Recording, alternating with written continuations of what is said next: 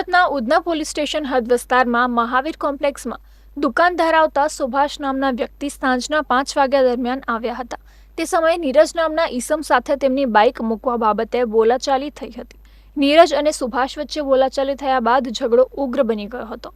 આ સમગ્ર ઘટનાના લાઈવ સીસીટીવી પણ સામે આવ્યા હતા, જેમાં ઝઘડો ઉગ્ર બનતાની સાથે જ નીરજ અને સુભાષ ઝપાઝપી પર ઉતરી આવ્યા હતા અને આ ઝપાઝપી દરમિયાન નીરજ દ્વારા પોતાની પાસે રહેલા ચપ્પુ વડે સુભાષ પર હુમલો કરી દેવામાં આવ્યો હતો।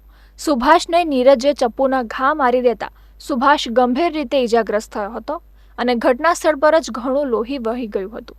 તો બીજી તરફ આસપાસના દુકાનદારો તાત્કાલિક ઘટના સ્થળ પર એકઠા થઈ ગયા હતા અને સુભાષ પર હુમલો કરનાર નીરજને ઝડપી પાડ્યો હતો અને તાત્કાલિક અસરથી ગંભીર રીતે ઈજાગ્રસ્ત થયેલા સુભાષને સારવાર માટે હોસ્પિટલમાં ખસેડવામાં આવ્યો હતો।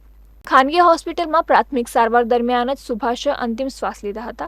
તો બીજી તરફ ઘટનાની જાણ થતાં જ ઉચ્ચ પોલીસ અધિકારીઓ સહિતના પોલીસ અધિકારીઓ ઘટના સ્થળ પર પહોંચ્યા હતા અને પોલીસ દ્વારા સમગ્ર મામલે નીરજ નામના ઈસમ સામે હત્યાનો ગુનો દાખલ કરીને નીરજની ધરપકડ કરવામાં આવી છે। તો બીજી તરફ ઘટના સ્થળની આસપાસ લાગેલા સીસીટીવી ફૂટેજના આધારે પણ પોલીસ દ્વારા વધુ તપાસ હાથ ધરવામાં આવી છે। વિક્ટિમ છે, એમનું નામ સુભાષભાઈ કરીને છે। તેઓ પોતે આ કોમ્પ્લેક્સમાં ઇલેક્ટ્રોનિક સેલ્સનો બિઝનેસ કરે છે અને જે આરોપી છે એનું નામ નીરજ ગંગારામભાઈ કરીને આરોપી છે।